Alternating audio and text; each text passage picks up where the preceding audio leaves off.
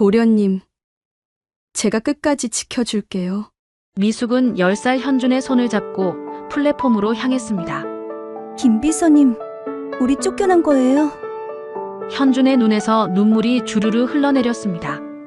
친아버지에게 버림받은 현준을 지킬 사람은 이제 김비서뿐이었습니다. 가방 깊숙이 돌아가신 사모님이 남긴 편지 봉투가 있었어요. 아이가 성인이 되기 전엔 절대 열어선 안 되는 비밀을 간직한 채 강원도로 향하는 기차 안에서 현준은 소리 없이 울었고 김비서는 떨리는 손으로 현준을 꼭 안아줬습니다. 과연 20년 뒤 이 아이는 다시 돌아올 수 있을까요? 사연 시작 전 구독과 좋아요 눌러주시고 어디서 듣고 계신지 댓글로 남겨주시면 올해도 반갑게 인사드릴게요. 폭설이 내린 겨울밤이었습니다. 대저택 안방 창밖으로 나뭇가지들이 바람에 휘청거렸고 눈송이들이 유리창을 세차게 때렸어요. 방 안은 숨이 막힐 듯 고요했습니다. 벽시계의 초침만이 째깍째깍 정적을 가르고 있었죠. 한윤주는 집에서 마지막을 맞고 싶다고 했습니다. 병원이 아니라 2층 자기 방에서요. 의료진은 며칠째 저택 1층 응접실에 대기하고 있었어요. 주치의와 간호사 2명, 그리고 응급 장비들. 언제든 달려갈 준비를 하고 있었죠. 남편 이태주는 며칠째 집에 들어오지 않았습니다. 결혼 7년 만에 어렵게 얻은 아들 현준이는 안방문 앞에 못 들어오게 했어요. 10살짜리 아이에게 엄마의 마지막 모습을 보여주고 싶지 않았거든요. 병상에 누운 윤주의 얼굴은 뼛속까지 말라 있었습니다. 45. 한때 이 집안의 안주인이었던 그녀는 이제 40kg도 안 되는 몸으로 산소호흡기에 의지하고 있었어요. 입술은 파랗게 질려 있었고 숨소리는 가늘게 새어나왔습니다. 김미숙 비서가 그녀의 손을 꼭 쥐고 곁을 지키고 있었어요. 미숙의 손은 차가웠지만 윤주의 손은 더 차가웠습니다. 뼈만 앙상하게 남은 손가락 사이로 핏기 없는 피부가 만져졌어요. 윤주가 가느다란 목소리로 입을 열었습니다. 김 비서, 곧 떠날 것 같아. 시간이 없어. 숨을 몰아쉬는 소리가 방 안을 채웠어요. 산소호흡기의 플라스틱 관이 콧구멍을 압박하고 있었고 가슴은 가쁘게 오르내렸습니다. 미숙은 윤주의 손을 더 세게 쥐었어요. 손바닥에서 땀이 배어났습니다.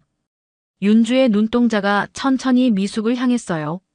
그 눈빛 속에는 말로 다 할 수 없는 후회와 두려움이 서려 있었습니다. 입술이 떨리기 시작했어요. 내가 남편의 외도를 알고도 참았어.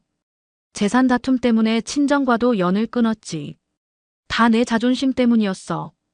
미숙의 눈가가 붉어졌습니다. 윤주는 이런 말을 처음 꺼내는 거였어요. 그동안 얼마나 혼자 사귀었을까. 미숙은 입술을 깨물었습니다. 윤주의 목소리가 더욱 가늘어졌어요. 그 사람 내 아들까지 버릴 수 있어. 그 순간 윤주의 눈동자에 두려움이 스쳤습니다. 동공이 흔들렸고 눈꺼풀이 파르르 떨렸어요. 숨을 헐떡이며 다시 말을 이었습니다. 김비서 현준이를 끝까지 지켜줘. 부탁이야. 미숙의 눈에서 눈물이 주르르 흘러내렸어요.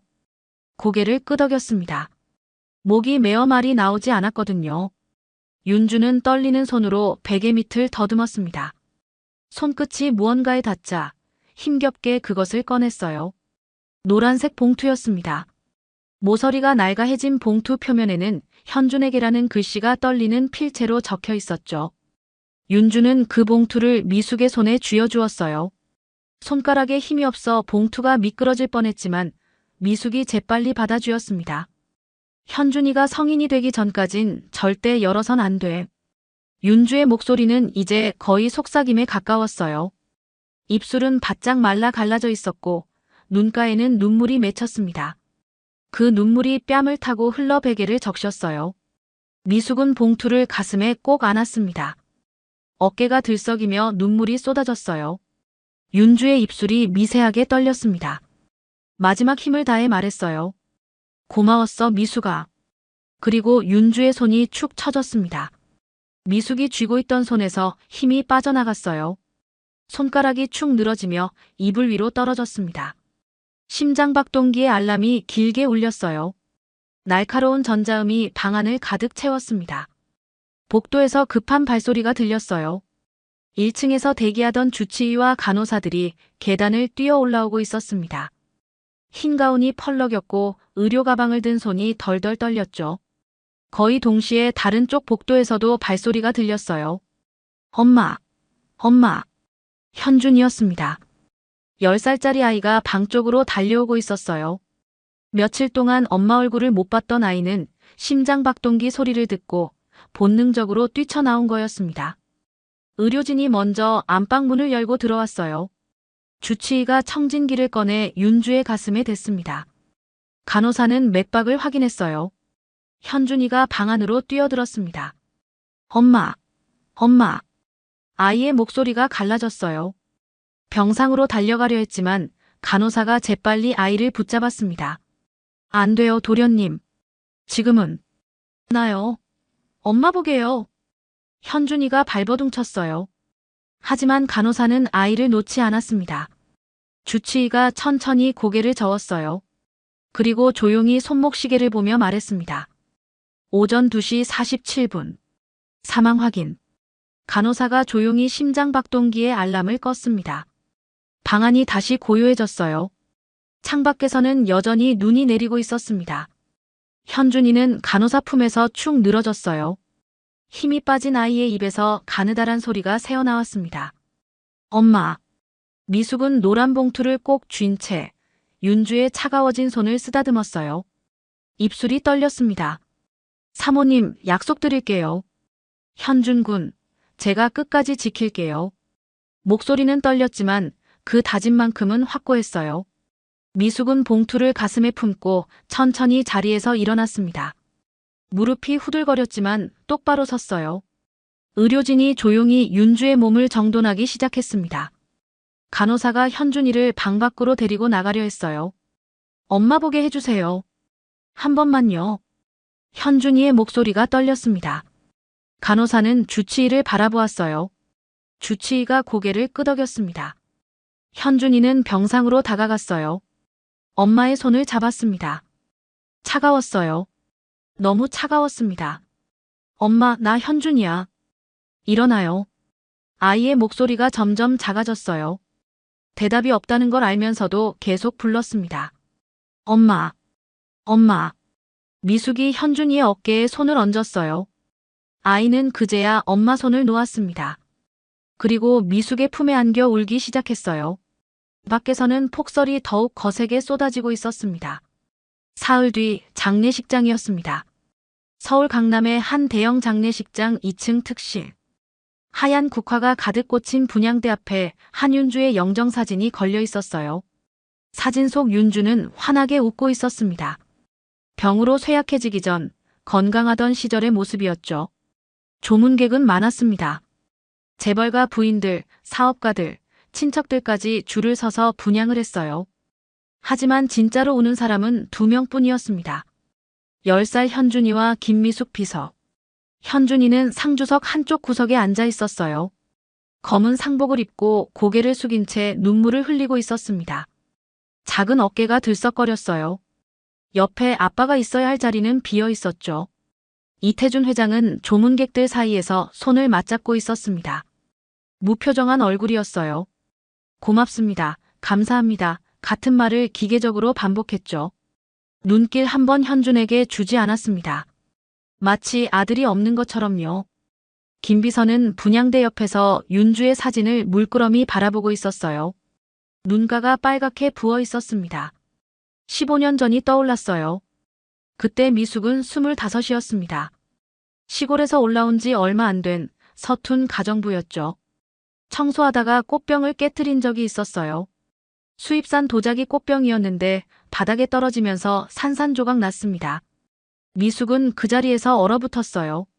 한 달치 월급으로도 못 갚을 거였거든요. 그때 윤주가 들어왔습니다. 괜찮아요. 물건이야 다시 사면 되죠. 윤주는 웃으며 깨진 조각을 같이 치워줬어요. 그리고 며칠 뒤 미숙을 불러 봉투 하나를 건넸습니다. 야간 대학 등록금이에요. 잘할 수 있어요, 미숙 씨. 미숙은 그때 처음 울었어요. 고맙기도 했지만 누군가 자기를 믿어준다는 게 너무 낯설어서였죠. 2년 뒤 미숙의 어머니가 쓰러졌습니다. 뇌출혈이었어요. 수술비가 800만 원 넘게 나왔는데 미숙에겐 돈이 없었습니다. 윤주는 병원비 영수증을 대신 들고 병원에 갔어요. 그리고 돌아와서 조용히 말했습니다. 넌 이 집 식구야, 미숙아. 그때부터 미숙은 단순한 가정부가 아니었어요. 윤주의 비서가 되었고 가족이 되었습니다. 미숙은 영정사진 앞에서 눈물을 닦았어요. 사모님. 목이 메었습니다. 그때 회장이 조문객 무리 사이를 빠져나가는 게 보였어요.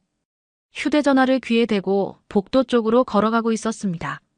미숙은 본능적으로 뒤따라갔어요. 복도 구석에서 회장의 목소리가 들렸습니다. 이제 곧 집으로 들릴게. 아이 방은 제일 큰 방으로 준비해. 미숙의 등골이 오싹해졌어요. 회장의 목소리는 낮았지만 단호했습니다. 전화 너머 여자 목소리가 희미하게 들렸어요. 알아듣기 힘들었지만 어조는 달콤했습니다. 미숙은 재빨리 몸을 돌려 장례식장으로 돌아갔어요. 가슴이 두근거렸습니다. 윤주의 마지막 말이 귓가에 맴돌았어요. 그 사람, 내 아들까지 버릴 수 있어. 미숙는 현준이가 앉아있는 쪽을 바라보았습니다. 아이는 여전히 고개를 숙인 채 울고 있었어요. 작은 주먹으로 눈물을 닦고 있었죠. 저 아이를 지켜야 해. 미숙의 손이 주먹을 쥐었습니다. 장례가 끝난 다음 날 오후였습니다. 저택 1층 현관 앞에 검은색 벤츠가 멈춰 섰어요. 운전기사가 차 문을 열었습니다. 강수진이 내렸어요. 33쯤 되어 보이는 여자였습니다. 하이힐 소리가 대리석 바닥을 따각따각 울렸어요. 검은색 원피스를 입고 있었고 머리는 어깨까지 내려오는 웨이브였죠. 선글라스를 낀 얼굴은 차갑게 굳어 있었습니다. 그녀의 손을 잡고 3살배기 아이가 내렸어요. 남자아이였습니다. 파란색 멜빵 바지를 입고 있었죠. 현관 안쪽에서 이태준 회장이 기다리고 있었어요. 무표정한 얼굴로 서 있다가 수진이 들어오자 고개를 끄덕였습니다. 수진은 선글라스를 벗었어요. 회장을 향해 미소를 지었습니다. 하지만 눈은 웃지 않았어요. 회장이 입을 열었습니다. 이제부터 이 집 안주인이다. 담담한 목소리였습니다. 수진은 천천히 집안을 둘러보았어요. 거실의 대형 샹들리에 이탈리아산 가죽 소파, 벽에 걸린 그림들. 모든 게 윤주가 선택한 것들이었죠. 수진의 시선이 거실 탁자 위에 멈췄어요. 윤주가 즐겨 쓰던 찻잔이 놓여 있었습니다. 하얀 도자기에 분홍색 장미가 그려진 잔이었어요. 그 옆엔 윤주의 액자 사진도 있었죠. 수진이 턱으로 가리켰습니다. 이건 다 치워요. 집 분위기 바꿔야죠. 집사가 주춤거렸어요. 하지만 회장이 고개를 끄덕이자 조심스럽게 찻잔을 집어들었습니다. 그 순간 계단 위에서 현준이가 내려오고 있었어요. 아이는 그 장면을 봤습니다. 엄마의 찻잔이 집사 손에 들려 사라지는 걸요. 현준이의 발걸음이 멈췄습니다. 수진이 고개를 돌려 현준이를 보았어요. 입꼬리가 살짝 올라갔습니다. 안녕, 현준아. 나는 수진 이모야. 현준이는 대답하지 않았어요. 그저 계단 중간에 서서 수진을 바라볼 뿐이었습니다. 수진은 자기 아들을 앞으로 밀었어요. 민준이야. 인사해. 3살배기 민준이가 고개를 꾸벅 숙였습니다. 현준이는 여전히 말이 없었어요. 회장이 현준이를 불렀습니다. 현준아, 방으로 들어가 있어. 명령이었어요. 부탁이 아니라요. 현준이는 천천히 계단을 내려와 2층으로 다시 올라갔습니다. 뒷모습이 작아 보였어요. 그날 오후 내내 저택 곳곳에서 물건들이 옮겨졌습니다. 윤주가 아끼던 찻잔 세트, 침실 화장대 위에 향수병, 서재에 꽂혀있던 책들. 전부 상자에 담겼어요. 검은색 플라스틱 박스 10개가 넘었습니다. 집사와 가정부들이 그 상자들을 들고 지하로 내려갔어요. 계단을 내려가는 발소리가 둔탁하게 울렸습니다. 현준이는 2층 복도 난간에 서서 그 광경을 지켜보고 있었어요. 엄마의 흔적이 하나씩 사라지고 있었습니다. 아이는 주먹을 꽉 쥐었어요. 손톱이 손바닥을 파고들었죠. 저녁이 되었습니다. 저택은 조용했어요. 회장은 서재에 들어가 문을 닫았고 수진은 침실에서 옷장을 정리하고 있었습니다. 민준이는 거실에서 장난감 자동차를 가지고 놀고 있었죠. 현준이는 자기 방에 있었어요. 침대에 앉아 무릎을 껴안고 있었습니다. 창밖은 어두워지고 있었어요. 가로등 불빛이 하나둘 켜지기 시작했습니다. 현준이의 어깨가 떨렸어요. 소리 없이 울고 있었습니다. 복도에서 발소리가 들렸어요. 김비서였습니다. 미숙은 현준이 방문 앞에 멈춰 섰어요. 안에서 아이가 우는 소리가 희미하게 들렸습니다. 흐느끼는 소리였어요. 미숙은 문을 두드렸습니다. 대답이 없었어요. 조심스럽게 문을 열었습니다. 현준이는 침대 구석에 웅크리고 있었어요. 얼굴을 무릎에 묻고 울고 있었습니다. 미숙은 천천히 다가가 현준이 옆에 앉았어요. 아무 말 없이 아이의 등을 쓰다듬었습니다. 한참 뒤 현준이가 고개를 들었어요. 눈이 빨갛게 부어 있었습니다. 김비서님, 엄마가 없어졌어요. 목소리가 떨렸어요. 미숙은 아이를 꼭 끌어안았습니다. 현준이는 미숙의 품에 안겨 다시 울기 시작했어요. 안 울어도 돼요, 현준군. 김비서가 지켜줄게요. 미숙의 목소리는 단호했습니다. 현준이는 미숙의 옷깃을 꽉 잡았어요. 마치 놓으면 안 될 것처럼요. 미숙은 창밖을 바라보았습니다. 눈빛이 달라져 있었어요. 이 집에서 현준이의 편은 이제 자신뿐이었습니다. 윤주 사모님의 마지막 부탁. 그걸 지키기 위해서라면 무엇이든 해야 했어요. 미숙는 현준이를 더 꽉 안았습니다. 밖에서는 찬바람이 불고 있었습니다. 일주일이 지났습니다. 강수진이 집안의 규칙을 바꾸기 시작했어요. 첫 번째 변화는 김미숙 비서의 업무였습니다. 미숙 씨, 오늘부터 주방 일도 같이 봐요. 아침 식사 준비하고 설거지까지요. 수진의 목소리는 부드러웠지만 명령이었어요. 그리고 2층 복도 청소도 미숙 씨가 맡아요. 가정부는 1층만 하고요. 미숙은 고개를 끄덕였습니다. 비서 일에 주방, 청소까지. 하루 15시간은 일해야 했죠. 두 번째 변화는 현준이의 방이었습니다. 현준이는 2층 북쪽 방으로 옮겨요. 남쪽 큰 방은 민준이가 쓸 거니까요. 북쪽 방은 4평도 안 되는 공간이었어요. 창문도 작아서 햇빛이 잘 안 들어왔습니다. 벽지는 곳곳이 들떠 있었고 겨울엔 찬바람이 새어 들어오는 방이었죠. 현준이는 짐을 옮겼습니다. 책가방, 옷 몇 벌, 엄마 사진 액자. 그게 전부였어요. 세 번째 변화는 식사였습니다. 현준이는 식사 시간 따로 정해줘요. 민준이랑 같이 먹으면 산만해지니까요. 그날부터 현준이는 혼자 밥을 먹었어요. 가족이 식사를 마친 뒤 부엌 한쪽 작은 테이블에서요. 식어버린 국과 반찬이 놓인 식탁이었습니다. 한 달이 지난 어느 날이었습니다. 현준이의 학교에서 체험학습이 있었어요. 서울 근교 자연생태공원으로 가는 일정이었죠. 버스 안은 시끌벅적했습니다. 아이들이 제잘거리며 웃고 떠들었어요. 도시락 자랑하는 아이, 게임기 꺼내는 아이, 창밖을 가리키며 소리치는 아이들. 현준이는 버스 맨 뒷자리에 혼자 앉아 있었어요. 창밖을 물끄러미 바라보고 있었습니다. 표정이 없었어요. 생태공원에 도착했습니다. 선생님이 아이들을 모았어요. 모둠 별로 움직이라는 지시가 떨어졌죠. 현준이는 마지막 모둠에 배정되었습니다. 숲길을 걷는 동안 현준이는 혼자 뒤따라갔어요. 같은 모둠 아이들은 앞서거니 뒤서거니 떠들며 걸었지만 현준이에게 말을 거는 아이는 없었습니다. 그때였어요. 앞쪽에서 소란이 들렸습니다. 아이들 목소리였어요. 야, 너 진짜 징그럽다. 꺼져, 이 더러운 놈아. 현준이가 고개를 들었어요. 숲길 모퉁이에 대여섯 명의 아이들이 모여 있었습니다. 그 가운데 한 아이가 쪼그려 앉아 있었어요. 안경을 쓴 작은 아이였습니다. 교복이 흙투성이었어요. 아이들이 그 아이를 둘러싸고 있었죠. 너 진짜 냄새나. 썩은 김치 냄새. 한 아이가 코를 막으며 비웃었어요. 제 아빠 김치 공장 하잖아. 당연히 냄새나지. 다른 아이들이 깔깔거리며 웃었습니다.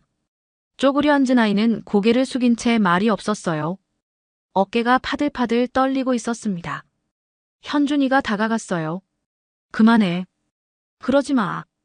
현준이의 목소리는 낮았지만 단호했습니다. 아이들이 현준이를 돌아보았어요. 누군가 코웃음을 쳤습니다. 너 누군데? 그만하라고. 아무 잘못도 안 한 애한테 왜 그래? 현준이가 쪼그려 앉은 아이 앞을 막아섰어요. 아이들은 잠시 머뭇거렸습니다. 하지만 이내 비웃음을 터뜨렸어요. 야, 쟤 뭐야? 바로 그때 선생님이 달려왔습니다. 여기서 뭐 하는 거예요? 선생님의 목소리가 숲길에 울렸어요. 아이들이 화들짝 놀라 뒤로 물러섰습니다. 선생님이 쪼그려 앉은 아이를 일으켜 세웠어요. 그리고 주변을 둘러보았습니다. 누가 그런 거예요? 누가 먼저 시작했어요? 잠시 침묵이 흘렀어요. 그러다 한 아이가 입을 열었습니다. 현준이요. 현준이가 시켰어요. 선생님의 눈이 커졌어요. 현준이를 바라보았습니다. 현준이가? 다른 아이들도 고개를 끄덕이기 시작했어요. 입을 맞춘 듯이요. 네, 현준이가 먼저 놀리라고 했어요. 우리는 안 그러려고 했는데 현준이가. 쪼그려 앉았던 안경 쓴 아이도 떨리는 목소리로 말했습니다. 맞아요. 현준이가. 겁에 질린 얼굴이었어요. 아이는 현준이를 차마 쳐다보지 못했습니다. 현준이의 입이 벌어졌어요. 하지만 말이 나오지 않았습니다. 그날 오후 학교에서 전화가 왔습니다. 강수진이 학교로 왔어요. 교무실에 들어서자 담임 선생님이 난처한 표정으로 기다리고 있었습니다.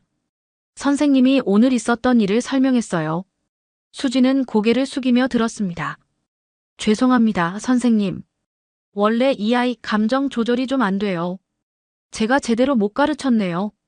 수진의 목소리는 부드러웠어요. 미안함이 가득했죠.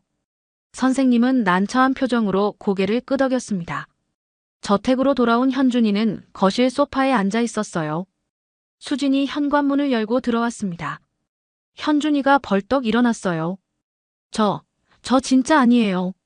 난 말렸어요. 진짜로. 목소리가 떨렸습니다. 눈에서 눈물이 주르르 흘러내렸어요. 수진은 핸드백을 소파에 내려놓았어요. 그리고 현준이를 내려다보았습니다. 거짓말도 잘하는구나. 차가운 목소리였어요. 아니에요. 저 정말. 입 닥쳐. 수진의 목소리가 낮아졌습니다. 그때 부엌에서 김비서가 나왔어요. 앞치마를 두른 채였습니다. 도련님 말 믿어주세요. 그 아이는 그런 애가 아닙니다. 미숙의 목소리는 단호했어요. 수진이 천천히 미숙을 돌아보았습니다. 얼굴이 굳어 있었어요. 그럼 내가 거짓말했다는 거예요? 그게 아니라. 당신이 뭔데 끼어들어요? 수진이 한 걸음 다가갔습니다. 그리고 미숙의 뺨을 세게 때렸어요. 짝! 소리가 거실에 울렸습니다. 김비서님. 현준이가 비명을 지르며 미숙에게 달려갔어요. 미숙을 꼭 껴안았습니다. 미숙의 뺨이 빨갛게 부어올랐어요. 눈가에 눈물이 맺혔지만 삼켰습니다. 이를 악물고 참았어요. 수지는 두 사람을 내려다보다 몸을 돌렸습니다. 계단을 올라가 2층 서재로 향했어요. 그날 밤 11시였습니다. 회장 서재에 수진이 들어갔어요. 이태준 회장은 책상 앞에 앉아 서류를 보고 있었습니다. 수진이 조용히 문을 닫았어요. 그리고 회장 옆에 섰습니다. 학교에서 전화 왔어요. 전학을 권한대요. 주동자라고 하더군요. 회장의 손이 멈췄어요. 고개를 들어 수진을 바라보았습니다. 수진의 눈가가 붉어졌어요. 목소리가 떨렸습니다. 애들 말로는 현준이가 먼저 시켰다네요. 창피해서 고개를 못 들겠어요. 회장은 미간을 찌푸렸습니다. 수진이 한 걸음 더 다가갔어요. 이렇게 계속 서울에 두면 태성그룹 얼굴에 먹칠되는 날이 올 수도 있어요. 어디 멀리 보내야죠. 소문도 가라앉고 얘도 좀 반성할 수 있게. 회장은 한동안 말이 없었어요. 창밖을 바라보았습니다. 그리고 낮은 목소리로 말했습니다. 이 집에 더 둘 수 없어. 복도 밖에서 미숙이 서 있었어요. 서재 문틈으로 새어나오는 대화를 듣고 있었습니다. 손이 떨렸어요. 등에서 식은땀이 흘러내렸습니다. 그날 오전 10시였습니다. 회장 서재에 김미숙이 불려 들어갔어요. 이태준 회장은 책상 앞에 앉아 서류를 보고 있었습니다. 옆에는 강수진이 서 있었죠. 회장이 고개를 들었어요. 표정이 없었습니다. 현준이를 강원도 시골학교로 전학 보낸다. 미숙의 손이 떨렸어요. 회장님, 현준 군은 아무 잘못이 없습니다. 너무하십니다. 목소리가 떨렸지만 또박또박했어요. 회장은 고개를 돌렸습니다. 창밖을 바라보았죠. 대답이 없었어요. 미숙은 한 걸음 앞으로 나갔습니다. 직접 데리고 가겠습니다. 끝까지 제가 책임지겠습니다. 그때 수진이 비웃듯 말했어요. 재산 노리고 지금 그러시는 거 아니에요? 현준이 따라가면 나중에 뭐라도 받을 수 있다고 생각하시나? 미숙의 얼굴이 하얗게 질렸습니다. 주먹을 꽉 쥐었어요. 저는 그런 거 관심 없습니다. 회장이 돌아섰어요. 차갑게 내려다보았습니다. 그럼 퇴직금 없이 나가라. 다시는 여기 올 생각도 하지 마. 미숙은 고개를 들었어요. 눈을 똑바로 마주 보았습니다. 현준 군을 지킬 수 있다면 상관없습니다. 회장은 잠시 미숙을 바라보다 고개를 돌렸어요. 그리고 낮은 목소리로 말했습니다. 이제 내게 자식은 민준이 하나뿐이다. 미숙은 더 이상 말하지 않았어요. 고개를 숙여 인사하고 서재를 나왔습니다. 전학 당일 아침이었습니다. 현준이는 4평짜리 방 한가운데 앉아 있었어요. 회색 여행 가방이 침대 위에 놓여 있었습니다. 옷가지들이 가방 안에 정리되어 있었죠. 엄마가 떠난 지 5개월이 지났습니다. 폭설이 내리던 1월 밤, 엄마는 차가운 병상에서 눈을 감았어요. 그리고 6월 초여름이 된 지금 현준이는 이 집에서도 쫓겨나고 있었습니다. 현준이는 말없이 책상 서랍을 열었어요. 연필, 공책, 지우개. 하나씩 가방에 넣었습니다. 손이 떨렸어요. 엄마 사진 액자를 마지막으로 집어들었습니다. 손가락으로 액자 테두리를 쓰다듬었어요. 한참을 바라보다 가방 제일 위에 조심스럽게 올려놓았습니다. 복도에서 발소리가 들렸어요. 김비서였습니다. 미숙은 현준이 방으로 가지 않았어요. 대신 복도 끝, 윤주의 방 앞에 섰습니다. 문은 잠겨 있었어요. 아무도 들어가지 못하게 했죠. 미숙은 문 앞에 무릎을 꿇었습니다. 고개를 숙였어요. 사모님, 약속 지키겠습니다. 현준 군, 제가 끝까지 지키겠습니다. 목소리가 떨렸어요. 눈물이 뺨을 타고 흘러내렸습니다. 30분 뒤 1층 현관이었습니다. 회장이 서 있었어요.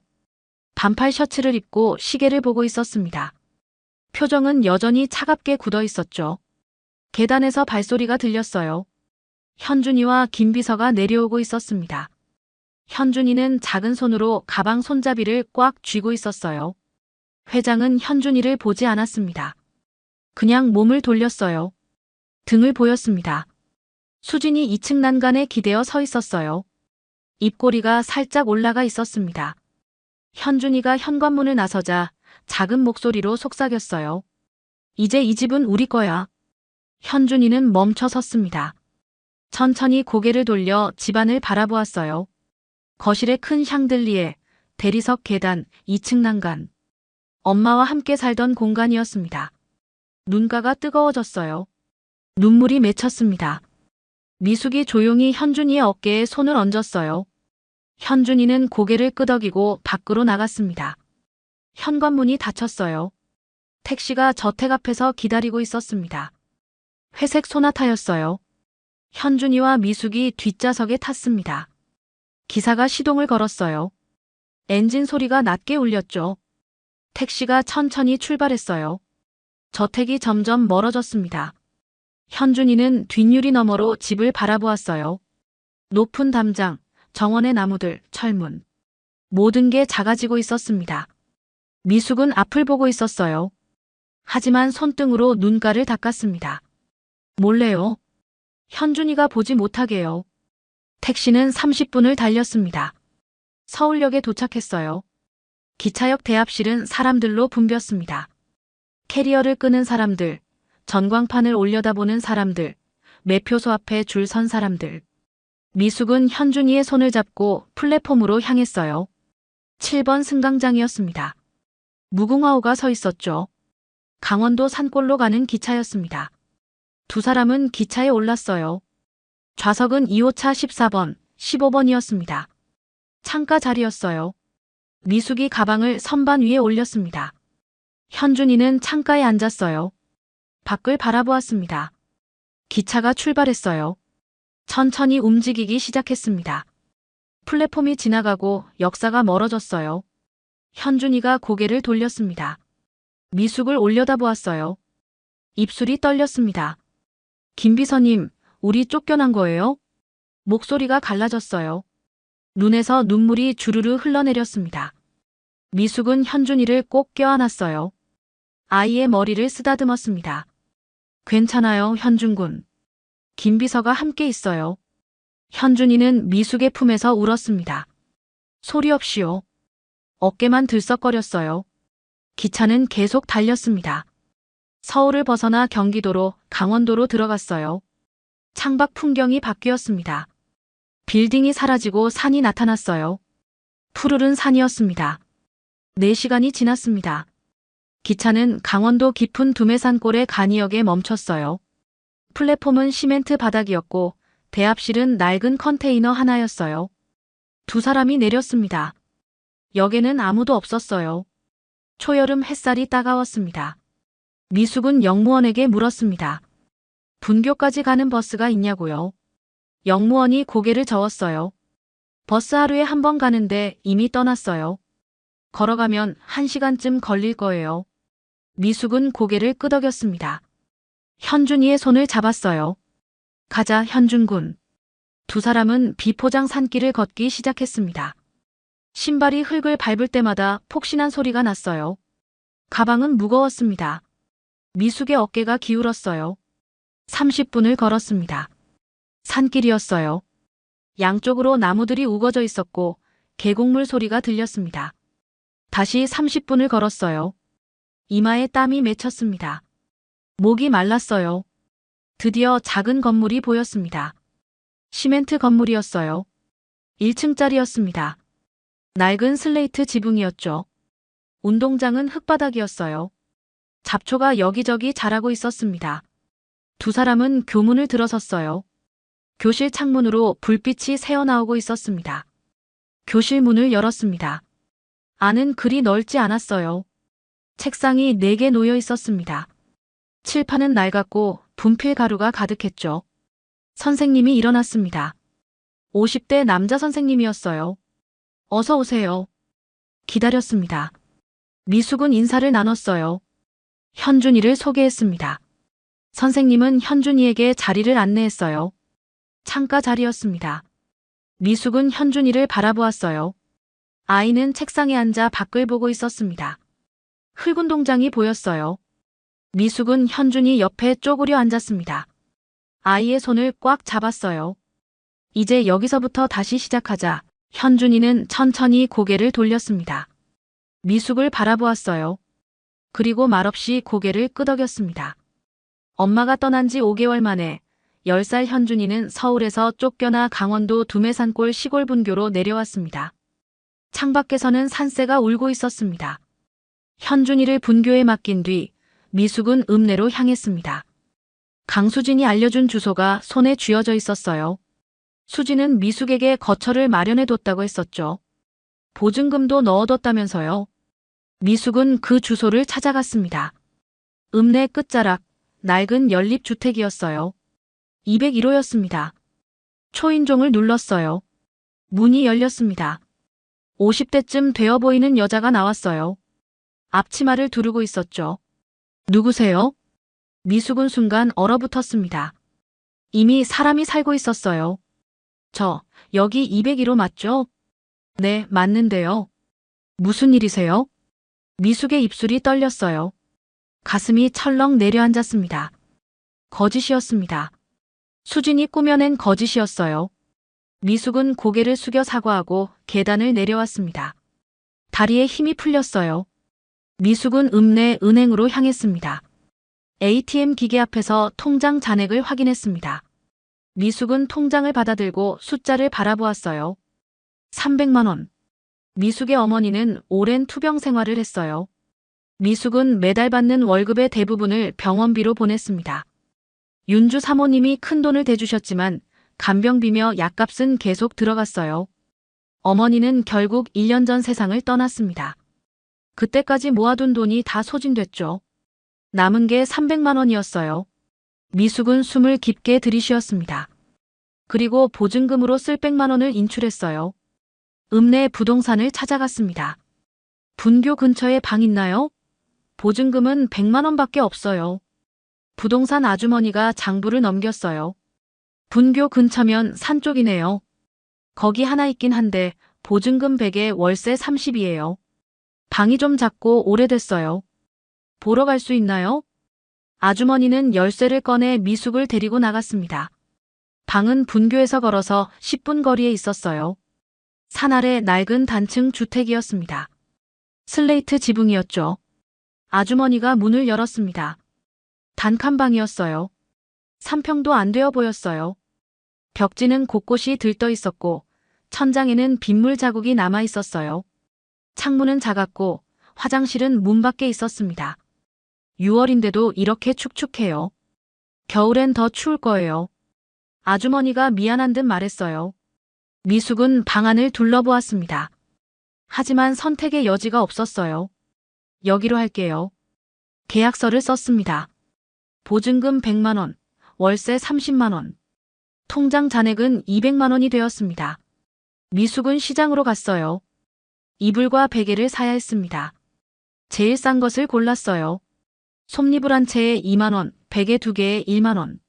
전기밥솥 하나에 3만 원, 냄비와 프라이팬 세트에 1만 5천 원. 짐을 들고 단칸방으로 돌아왔어요. 방 한켠에 이불을 펴고 베개를 놓았습니다.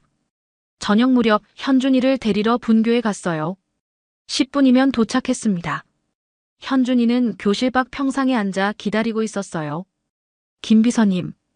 현준이가 일어나 달려왔습니다. 미숙은 현준이의 손을 잡고 단칸방으로 향했어요. 10분을 걸었습니다. 방문을 열었습니다. 현준이는 방 안을 둘러보았어요. 말이 없었습니다. 오늘부터 여기서 살 거야, 현준군. 미숙의 목소리가 떨렸어요.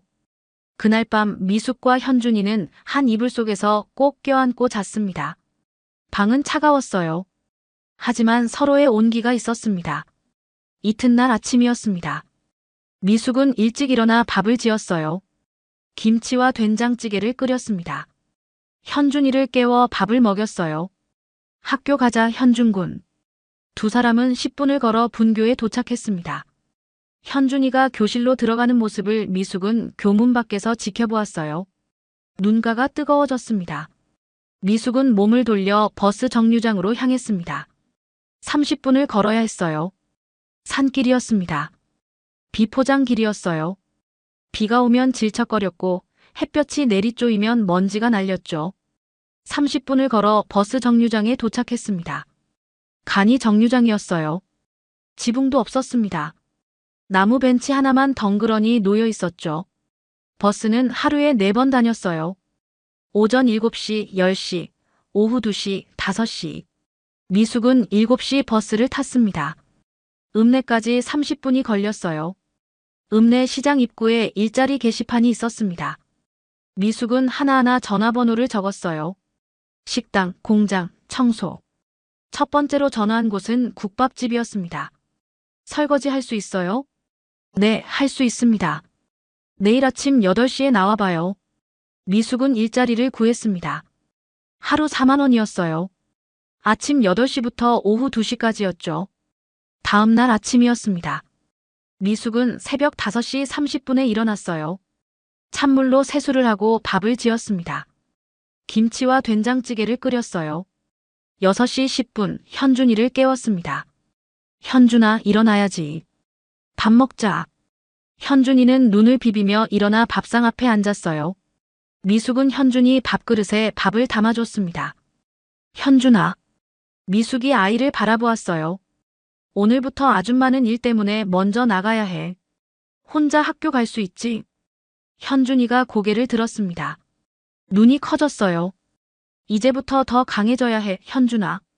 할 수 있지? 현준이는 잠시 망설이다 고개를 끄덕였습니다. 네, 할 수 있어요. 미숙은 현준이의 머리를 쓰다듬었어요. 그리고 이제부터 아줌마라고 불러줘. 김비서는 이제 아니니까. 아줌마. 현준이가 작은 목소리로 불렀습니다. 미숙은 미소 지으며 고개를 끄덕였어요. 응, 현준아. 6시 20분 미숙은 가방을 메고 문을 열었습니다. 밥 다 먹고 8시까지 학교 가. 알았지? 네, 아줌마. 미숙은 한 번 더 현준이를 돌아보고 문을 나섰어요. 미숙은 30분을 걸어 버스 정류장에 도착했습니다. 7시 버스를 탔어요. 읍내까지 30분이 걸렸습니다. 7시 30분 국밥집에 도착했어요. 일찍 오셨네요. 주인 아주머니가 앞치마를 건넸습니다. 미숙은 오후 2시 30분까지 일했어요. 7시간이었습니다. 설거지를 하고 바닥을 닦고 밑반찬을 준비했죠. 손이 거칠어졌습니다. 오후 3시 버스를 탔어요. 정류장에 도착해 다시 30분을 걸었습니다. 4시 단칸방에 도착했어요. 현준이는 아직 학교에 있었습니다. 일주일이 지났습니다. 현준이는 분교에 적응하기 시작했어요. 처음엔 긴장했지만 묵묵히 수업을 따라갔습니다. 어느 날 수학 시간이었어요. 선생님이 칠판에 문제를 적었습니다. 분수 나눗셈이었어요. 누가 풀어볼까? 아무도 손을 들지 않았습니다. 선생님이 현준이를 불렀어요. 현준아, 나와서 풀어볼래? 현준이는 칠판 앞으로 나갔습니다. 분필을 들고 문제를 풀기 시작했어요. 3분도 안 돼서 답이 나왔습니다. 정확했어요. 선생님의 눈이 커졌습니다. 현준아, 너 수학 정말 잘하는구나. 며칠 뒤 선생님은 현준이를 불렀어요. 책 한 권을 건넸습니다. 중학교 1학년 수학 문제집이었어요. 넌 특별한 아이야, 현준아. 꼭 더 큰 세상에서 빛나야 해. 선생님의 목소리는 따뜻했습니다. 현준이는 문제집을 받아들고 고개를 숙였어요. 눈가가 뜨거워졌습니다.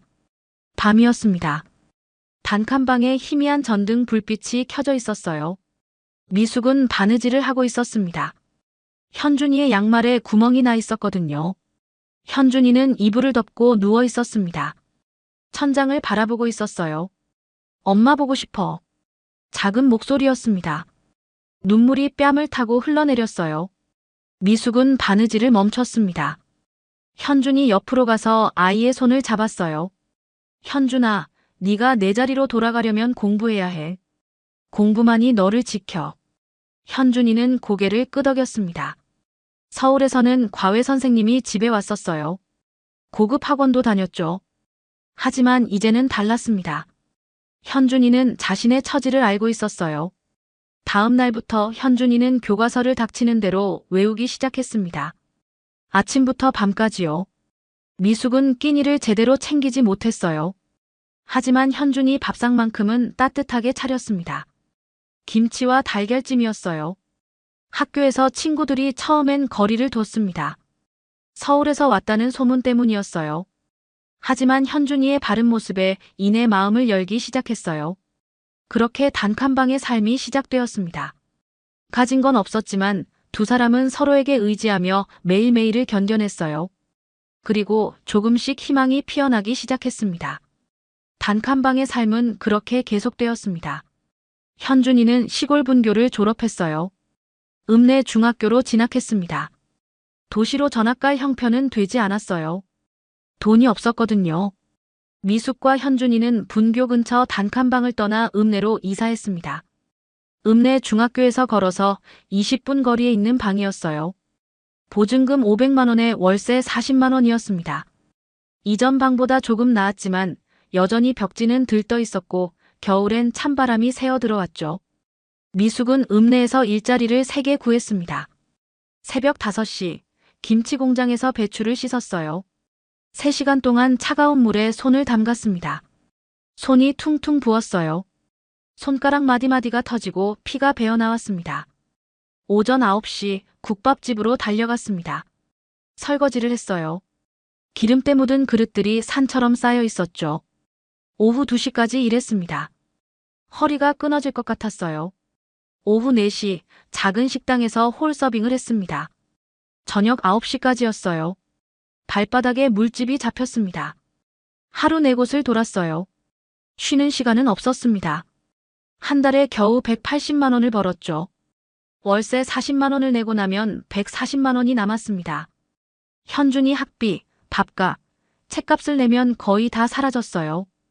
현준이는 새벽 5시 30분에 일어났습니다. 미숙이 김치 공장에 가고 나면 소박하지만 정성스레 차린 아침밥을 먹고 7시에 집을 나섰습니다. 학교까지 20분을 걸었어요. 교복은 선배들이 물려준 헌 옷이었습니다. 소매가 달아 있었어요. 학교가 끝나면 곧장 도서관으로 향했습니다. 읍내 작은 도서관이었어요. 2층짜리 건물이었습니다. 현준이는 구석자리에 앉았어요. 주말이면 아침부터 밤까지 공부했습니다. 쉬는 시간은 화장실 갈 때뿐이었어요. 점심은 미숙이 싸준 도시락을 먹었어요. 저녁 8시, 도서관 문이 닫혔습니다. 현준이는 가방을 메고 집으로 돌아왔어요. 20분을 걸었습니다. 단칸방에는 미숙이 기다리고 있었어요. 허리를 굽힌 채 밥상을 차리고 있었습니다. 된장찌개 한 그릇, 김치, 계란말이. 정성을 담아 차린 밥상이었어요. 많이 먹어 현준아. 미숙의 목소리는 따뜻했습니다. 하지만 손등은 갈라져 있었어요. 손가락 사이사이에 반창고가 붙어 있었죠. 힘들 때마다 미숙은 현준이를 불러 세웠습니다. 현준아, 넌 한윤주 사모님의 아들이야. 그걸 잊지 마. 미숙의 눈빛은 단호했어요.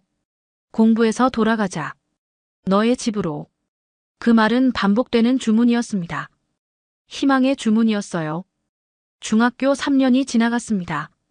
현준이는 읍내 사립고등학교에 진학했어요. 전액 장학생이었습니다. 학비를 한 푼도 내지 않았죠. 고등학교 시절 현준이는 각종 모의고사에서 전국 상위권 성적을 기록했습니다. 수학 경시대회에서 은상을 받았어요. 과학 경진대회에서도 동상을 탔습니다. 선생님들은 놀라워했어요. 읍내 고등학교에서 이런 학생은 처음이었거든요. 고3 겨울이었습니다. 12월 어느 추운 오후였어요. 현준이는 학교 교무실로 불려갔습니다. 담임 선생님이 봉투 하나를 건넸어요. 서울대학교 경영학과 합격 통지서였습니다. 현준이의 손이 떨렸어요. 봉투를 열었습니다. 합격이라는 글자가 눈에 들어왔죠. 수석 합격이야 현준아. 전액 장학생이고. 선생님의 목소리가 떨렸습니다. 현준이는 통지서를 가슴에 꼭 안았어요. 눈가가 뜨거워졌습니다. 단칸방으로 달려갔습니다. 20분을 쉬지 않고 뛰었어요. 숨이 턱까지 찼습니다. 문을 박차고 들어갔어요. 아줌마.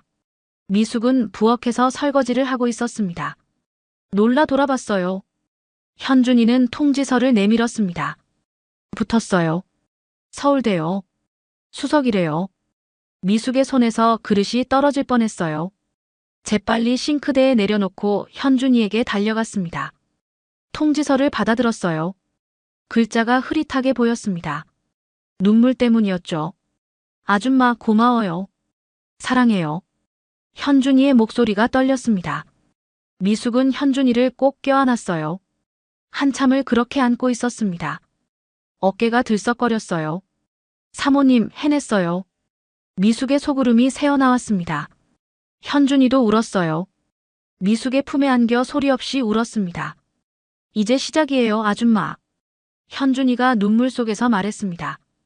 그날 밤 두 사람은 단칸방 바닥에 나란히 앉아 있었어요.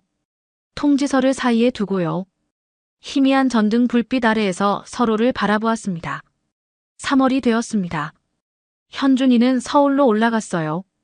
기숙사에 짐을 풀었습니다. 작은 방이었지만 따뜻했어요. 책상과 침대가 있었죠. 미숙은 읍내에 남았습니다. 여전히 3군데 일을 다녔어요. 하지만 외롭지 않았습니다. 현준이가 잘 지내고 있다는 것만으로 충분했거든요. 현준이는 한 달에 한 번 읍내로 내려왔어요.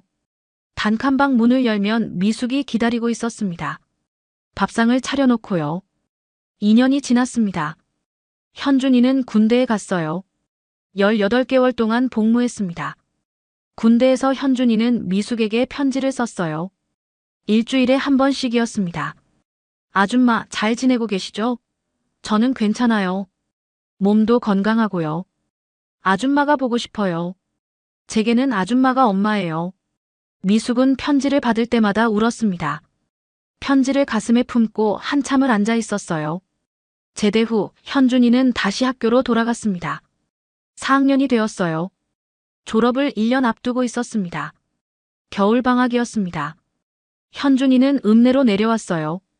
6년 만에 제대로 된 방학이었죠. 단칸방 문을 열었습니다. 미숙이 밥을 짓고 있었어요. 머리에 흰머리가 섞여 있었습니다. 허리는 더 굽어 있었어요. 아줌마. 현준이가 불렀습니다.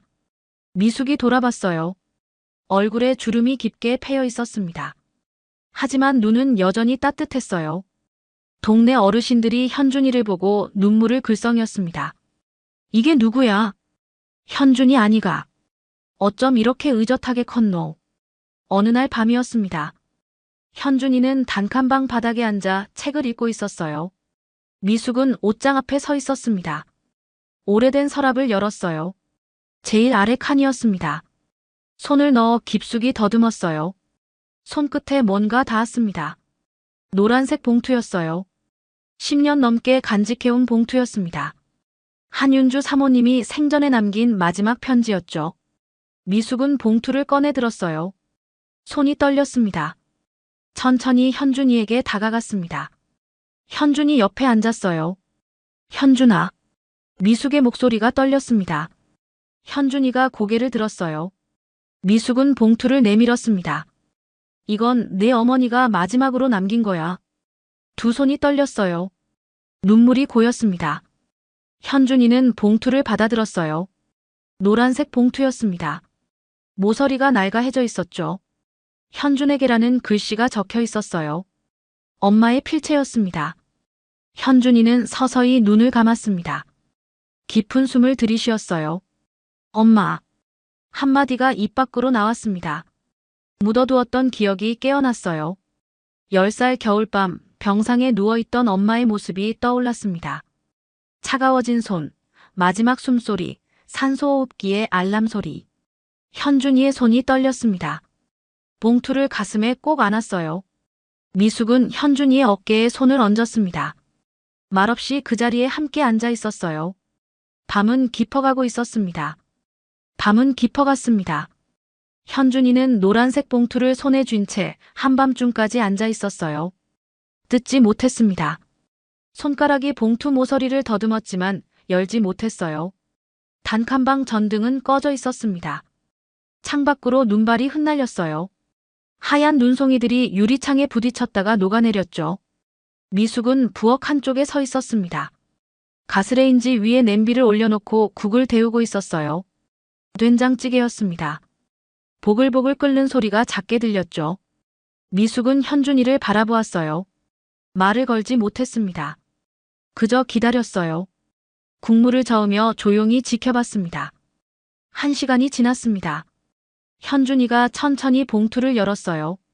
손이 떨렸습니다. 봉투 안에서 편지지 2장과 서류 봉투가 나왔어요. 편지지를 펼쳤습니다. 어머니의 필체였어요. 10년 전 그 필체가 그대로 남아 있었습니다. 첫 문장이 눈에 들어왔어요. 현준아, 이 글을 읽고 있다면 엄마는 곁에 없겠지. 현준이의 숨이 멎었습니다. 눈을 감았어요. 다시 떴습니다. 편지를 계속 읽어 내려갔어요. 엄마가 미안해. 너를 지켜주지 못해서. 내 아빠는 약한 사람이야. 겉으로는 강해 보여도 진짜 중요한 순간엔 너를 지키지 못할 거야. 현준이의 손이 떨렸습니다. 하지만 엄마는 너를 믿어. 넌 강한 아이니까. 어디서든 널 사랑한다는 걸 잊지 마. 그 문장에서 현준이는 멈췄어요. 숨이 막히듯 멈췄습니다. 눈물이 뚝 떨어졌어요. 편지지 위로 눈물이 번졌습니다. 글씨가 흐려졌죠. 현준이는 편지를 내려놓고 서류 봉투를 열었습니다. A4 용지 여러 장이 들어있었어요. 첫 장은 신탁 자산 목록이었습니다. 현준이의 눈이 커졌어요. 부동산 12건. 서울 강남, 여의도, 목동에 있는 건물들이었습니다. 시가 총액 1,500억 원이라고 적혀 있었어요. 주식 포트폴리오. 태성그룹 우선주 3%, 삼성전자 보통주, 현대차 우선주. 총 1,800억 원 규모였습니다. 현금성 자산. 미국 은행 계좌에 300억 원, 스위스 은행 계좌에 200억 원. 합계 3,800억 원. 현준이의 입이 벌어졌어요. 손이 덜덜 떨렸습니다. 미숙이 다가왔습니다. 현준이 옆에 앉았어요. 서류를 함께 보았습니다. 미숙도 처음 보는 내용이었어요. 숨을 크게 들이쉬었습니다. 손으로 입을 가렸어요. 사모님이 이런 걸. 미숙의 목소리가 떨렸습니다. 현준이는 고개를 들었어요. 천장을 바라보았습니다. 주먹을 꽉 쥐었어요. 이걸로 난 뭘 해야 하지? 혼잣말이었습니다. 목소리가 갈라졌어요. 충격이었습니다. 분노도 올라왔어요. 아버지는 이 사실을 알고 있었을까? 알면서도 나를 쫓아냈을까? 책임감도 밀려왔습니다. 이 돈을 어떻게 써야 할까? 현준이의 어깨가 떨렸어요. 미숙은 조용히 입을 열었습니다. 사모님은 네가 도망치지 않길 바랐을 거야. 현준이가 미숙을 돌아보았어요. 미숙의 눈빛은 단호했습니다. 복수가 아니야. 돌아가는 거야. 내 자리로. 현준이는 편지를 다시 집어들었어요. 마지막 문장을 읽었습니다. 현준아, 내 자리를 되찾아. 엄마가 지키지 못한 그 자리를. 현준이의 눈빛이 바뀌었습니다. 흔들림이 사라졌어요. 결의로 바뀌었습니다. 다음 날부터 두 사람은 움직이기 시작했습니다. 읍내 도서관에서 신문을 찾았어요. 지난 10년간의 경제신문을 모았습니다. 태성그룹 관련 기사를 스크랩했어요. 인터넷 카페에 갔습니다. 태성그룹 재무보고서를 검색했어요. 주가 흐름, 임원 명단, 계열사 현황을 출력했습니다. 저녁마다 단칸방 바닥에 자료를 펼쳐놓았어요. 현준이는 형광펜으로 중요한 부분을 표시했습니다. 미숙은 노트에 정리했어요. 일주일이 지났습니다. 현준이는 미숙 앞에 앉았어요. 아줌마, 저 한국을 떠나야 해요. 미숙의 손이 멈췄습니다. 이 이름으로 돌아가면 아무것도 시작할 수 없어요. 이현준이라는 이름으론 태성그룹에 접근조차 못해요. 현준이의 목소리는 차분했습니다. 미숙은 한참 현준이를 바라보았어요. 고개를 천천히 끄덕였습니다. 그럼 네가 돌아올 자리는 내가 지키고 있을게. 2달 뒤였습니다. 인천공항 출국장이었어요. 겨울이었습니다. 3월 초였죠. 현준이는 검은색 캐리어를 끌고 있었어요. 회색 코트를 입고 있었습니다. 미숙이 옆에 서 있었어요. 낡은 파란색 패딩을 입고 있었습니다. 손에는 작은 보자기가 들려 있었죠. 현준이가 미숙 앞에 섰습니다. 고개를 깊이 숙였어요. 엄마 대신 아니, 엄마로 살아줘서 고마웠어요. 미숙의 눈가가 붉어졌습니다. 울음을 삼켰어요. 고개를 저었습니다. 보자기를 풀었어요. 안에 작은 천주머니가 들어 있었습니다. 빨간색 천이었어요. 부적이었죠. 미숙은 현준이의 손을 잡았습니다. 부적을 손바닥에 쥐어줬어요. 어디에 있든 돌아올 길은 잊지 마. 현준이는 부적을 꽉 쥐었습니다. 고개를 끄덕였어요. 탑승 안내 방송이 나왔습니다. 현준이는 몸을 돌렸어요. 출국장 쪽으로 걸어갔습니다. 한번 뒤돌아보았어요. 미숙이 손을 흔들고 있었습니다. 현준이도 손을 들었어요. 그리고 게이트 안으로 사라졌습니다. 미국 뉴욕이었습니다. 현준이는 스티븐 리라는 이름으로 금융회사에 입사했어요. 월스트리트에 있는 투자은행이었습니다. 하루 16시간씩 일했어요. 밤낮이 따로 없었습니다. M&A 부서에서 기업 인수합병을 담당했어요. 구조조정 프로젝트에 투입되었습니다. 1년이 지났습니다. 스티븐 리는 팀장이 되었어요. 2년이 지났습니다. 부서장이 되었습니다. 3년이 지났습니다. 이사로 승진했어요. 5년이 지났습니다. 뉴욕에서 글로벌 투자 포럼이 열렸어요. 세계 각국의 금융인들이 모였습니다. 무대 위에 스티븐 리가 섰어요. 검은색 정장을 입고 있었습니다. 마이크를 잡았어요. 기업 구조 조정의 핵심은 투명성입니다. 유창한 영어였습니다. 청중들이 박수를 쳤어요. 그 장면이 한국경제뉴스에 나왔습니다. 읍내 단칸방이었어요. 미숙은 작은 TV 앞에 앉아 있었습니다. 뉴스를 보고 있었어요. 화면에 스티븐 리가 나왔습니다. 자막이 떴어요. 한국계 미국인 금융 전문가, 글로벌 투자 포럼 연사로 나서. 미숙은 화면을 물끄러미 바라보았어요. 입꼬리가 살짝 올라갔습니다. 이제 돌아올 때가 됐구나. 작은 목소리였습니다. 미소가 번졌어요. 밤하늘에 별이 빛나고 있었습니다. 5년이 흘렀습니다. 인천공항 VIP 입국장이었어요. 이른 아침이었습니다. 7시였죠. 김미숙은 입국장 입구에 서 있었어요. 회색 코트를 입고 있었습니다. 손에는 작은 가방을 들고 있었죠. 머리는 반백이 되어 있었어요. 주름이 깊게 패였지만 눈빛만은 또렷했습니다. 자동문이 열렸어요. 검은색 정장을 입은 남자가 나왔습니다. 어깨는 넓었고 걸음걸이는 당당했습니다. 캐리어를 끌고 있었어요. 남자가 미숙을 보았습니다. 멈춰 섰어요. 짧게 인사를 건넸습니다. 저 왔어요, 아줌마. 현준이었습니다. 미숙의 입이 벌어졌어요. 말이 나오지 않았습니다. 손이 떨렸어요. 현준이 아니, 이젠 스티븐이구나. 미숙이 앞으로 다가갔습니다. 현준을 꼭 껴안았어요. 어깨가 떨렸습니다. 눈물이 글썽였어요. 돌아와줘서 고맙다. 이제 정말 시작이네. 현준도 미숙을 안았습니다. 두 사람은 한참을 그렇게 서 있었어요. 20년의 시간이 그 포옹 속에 담겨 있었습니다.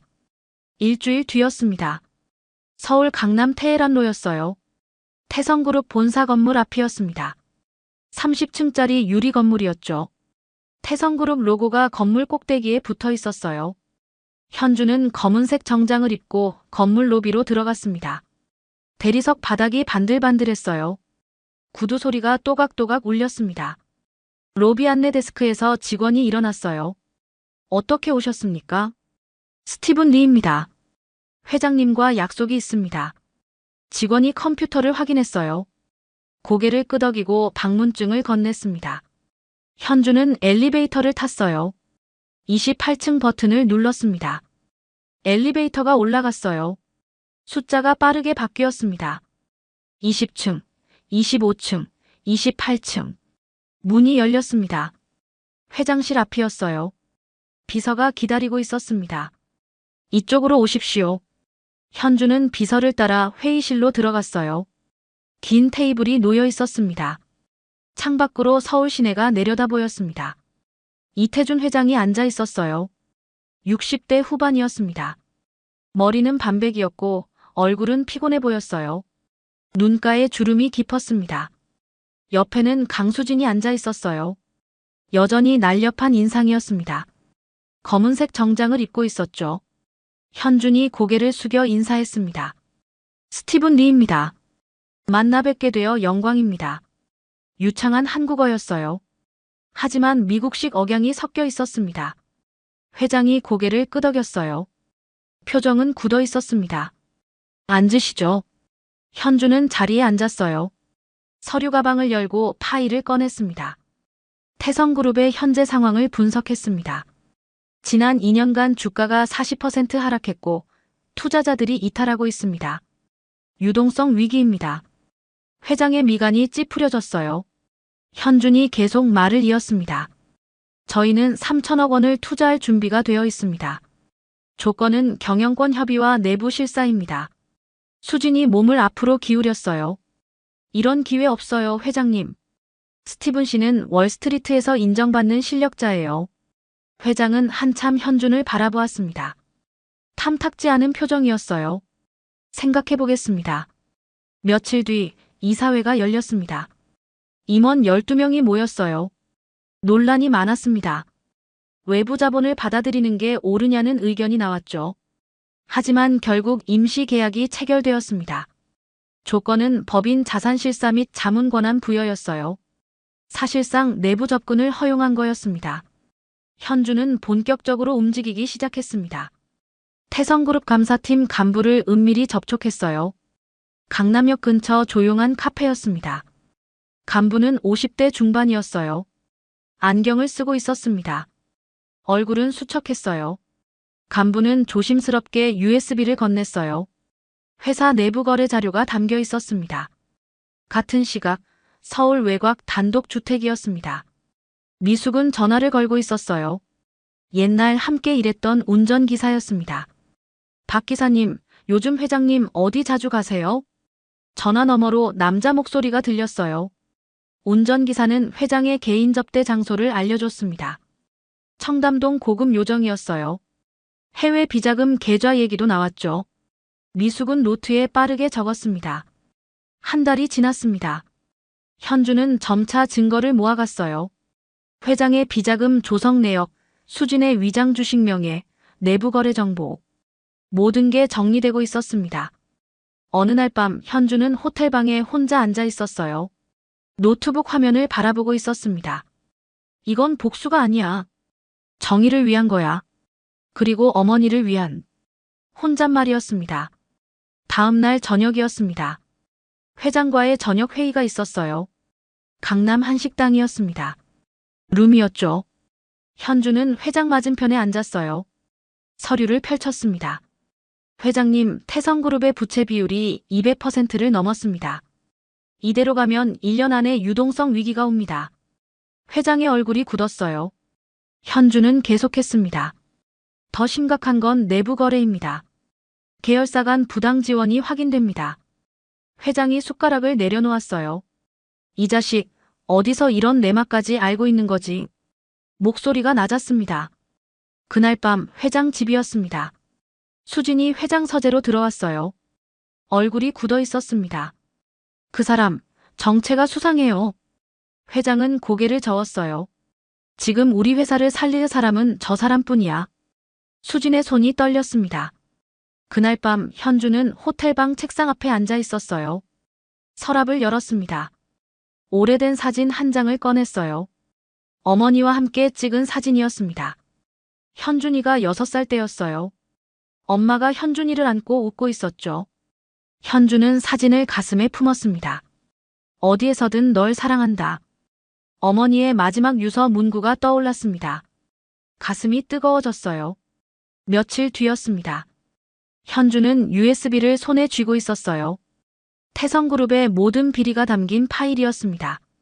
이제 곧 태성은 깨끗해질 거야. 그리고 진실도 드러나겠지. 그때 미숙이 찾아왔습니다. 노트북을 열었어요. 오디오 파일을 재생했습니다. 수진의 목소리가 흘러나왔어요. 현준이 걔는 때릴만 하니까 맞은 거야. 시골로 보내버리자니까.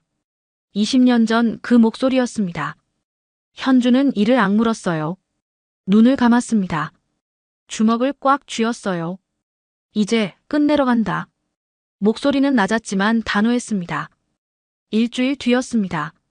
현주는 스티븐 리 명의로 마지막 지분 매입 계약을 체결했어요. 뉴욕의 대형 M&A 법인을 통해서였습니다. 비밀리에 진행되었죠. 태성그룹 주식 33%였습니다. 단숨에 최대 주주에 올랐어요. 회장도 몰랐습니다. 법인 여러 곳을 거쳐 매입했기 때문이었죠. 3일 뒤 비상이사회 소집 공고가 나왔습니다. 태성그룹 본사 대회의실이었어요. 28층이었습니다. 100명이 앉을 수 있는 공간이었죠. 이사진 12명이 앞자리에 앉았어요. 임원들이 뒷자리를 채웠습니다. 전 직원 대표 20명도 참석했어요. 언론사 기자들도 대거 초청되었습니다. 카메라가 5대나 설치되어 있었죠. 이태준 회장이 단상에 섰습니다. 마이크를 잡았어요. 오늘 이 자리는 태성그룹의 새로운 출발을 알리는 자리입니다. 목소리는 차분했습니다. 스티븐 리 대표께서 3천억 원을 투자해 주셨습니다. 우리 그룹의 구세주입니다. 박수 소리가 울렸어요. 뒷자리에 강수진이 앉아 있었습니다. 검은색 정장을 입고 있었어요. 입꼬리가 살짝 올라가 있었죠. 민준이를 후계자로 만들 기회가 왔다고 생각하고 있었습니다. 회의실 문이 열렸어요. 현준이 들어왔습니다. 검은색 정장이었어요. 흰 셔츠에 남색 넥타이를 메고 있었습니다. 서류 가방을 들고 있었죠. 단상으로 걸어갔어요. 구두 소리가 또각또각 울렸습니다. 마이크 앞에 섰습니다. 회의실이 조용해졌어요. 현준이 입을 열었습니다.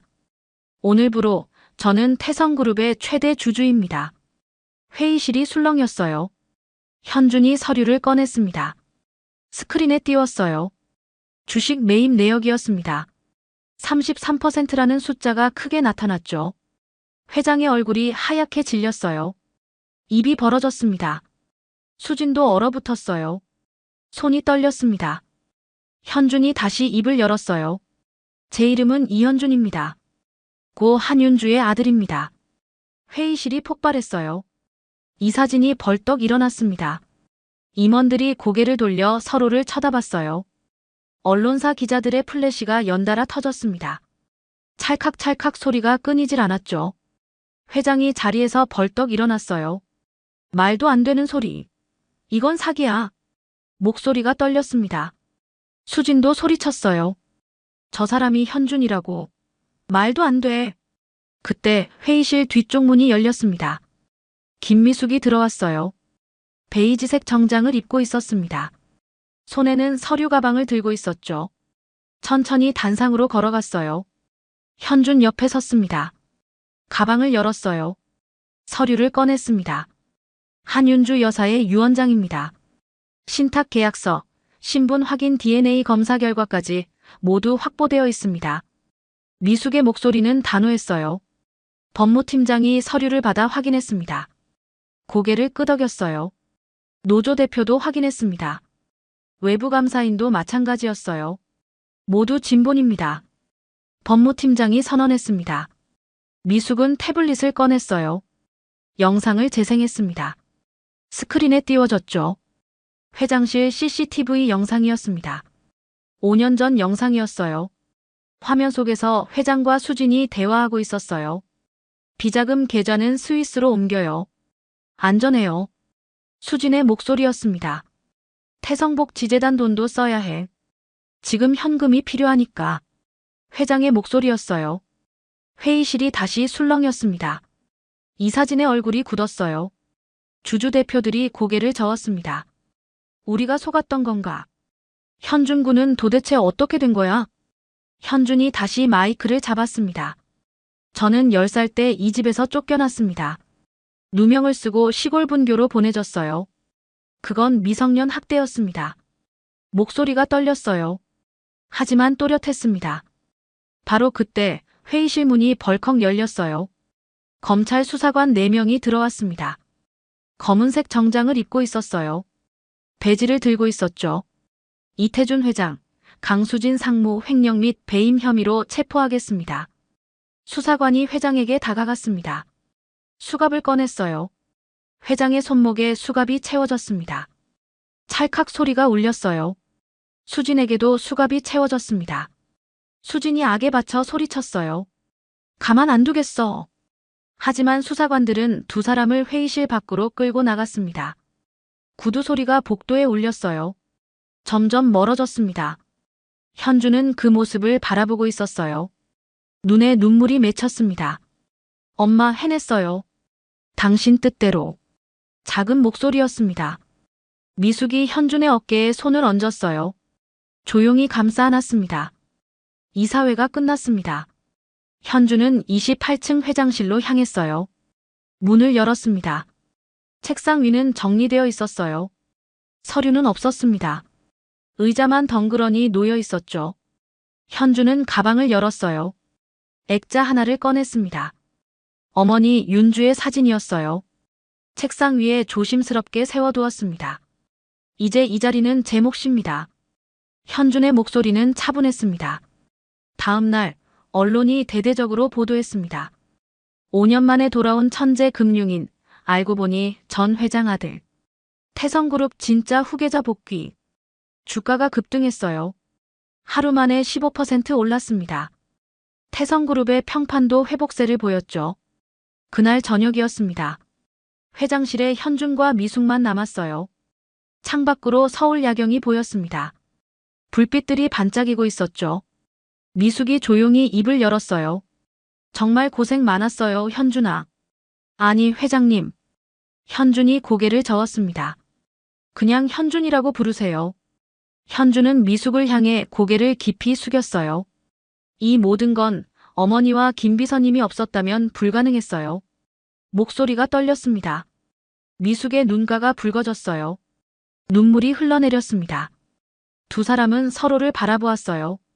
말없이 고개를 끄덕였습니다. 기쁨의 눈물이었습니다. 창밖으로 별이 빛나고 있었습니다. 한 달이 지났습니다. 법원 대법정이었어요. 방청석이 가득 찼습니다.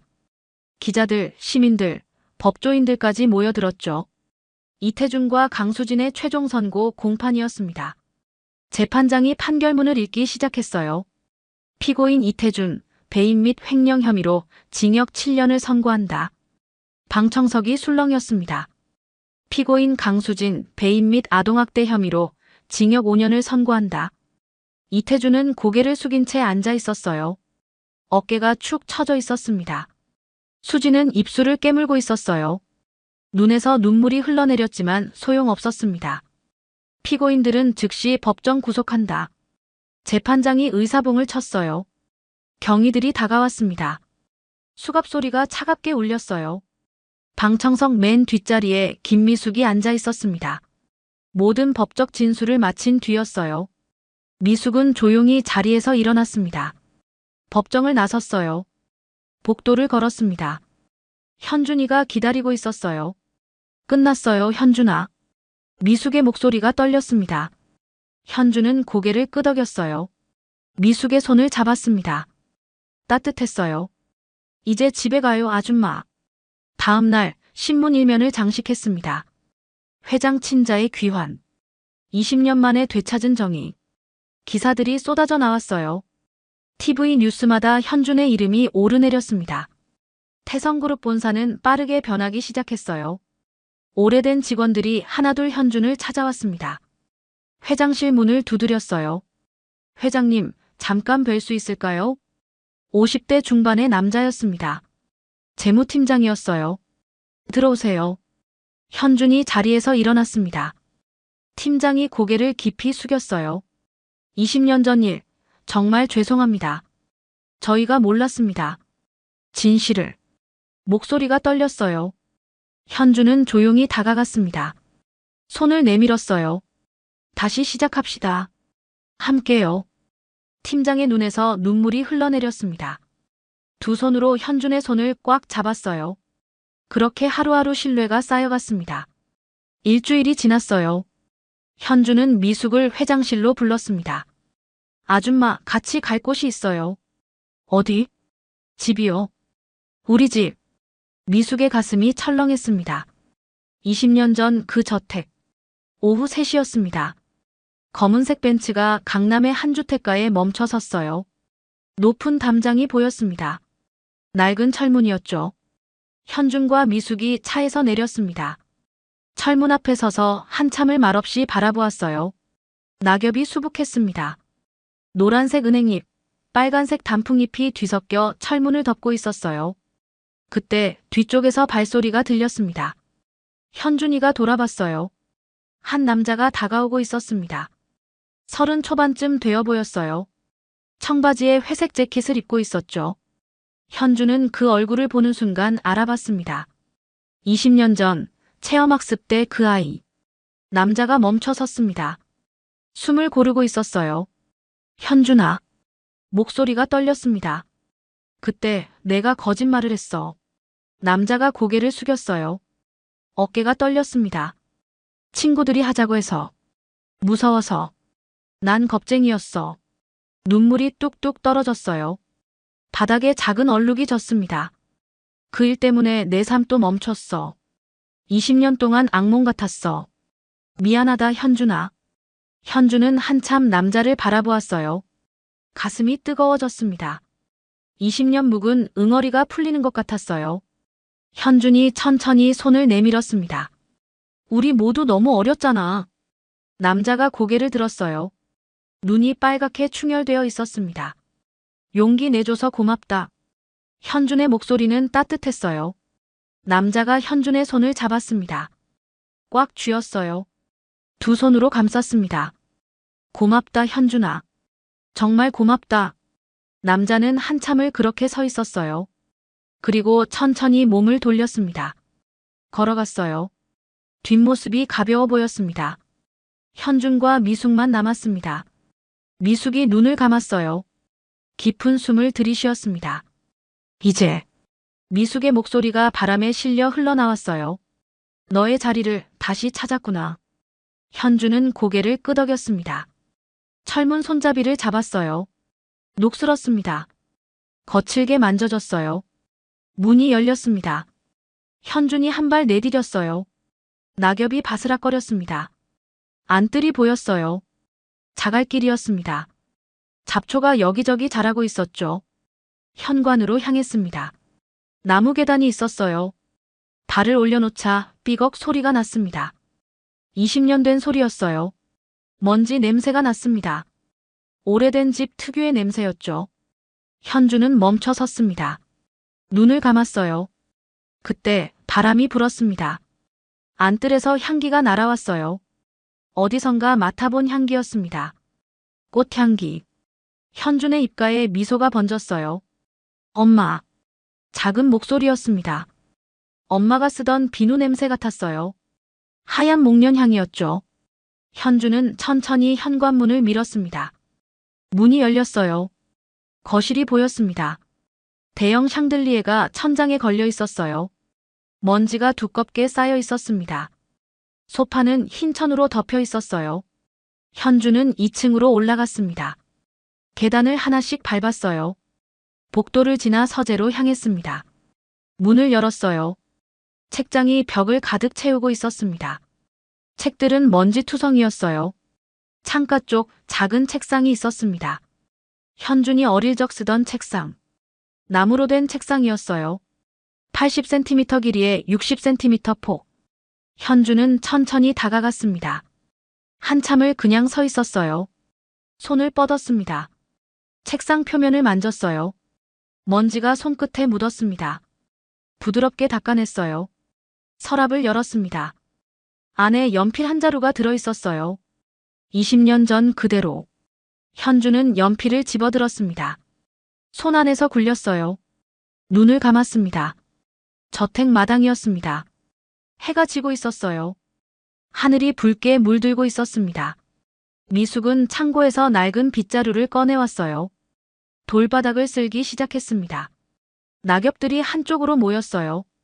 현준이 뒤에서 다가왔습니다. 말없이 빗자루를 받아들었어요. 벽에 세워두었습니다. 미숙이 깜짝 놀라 돌아봤습니다. 현준아.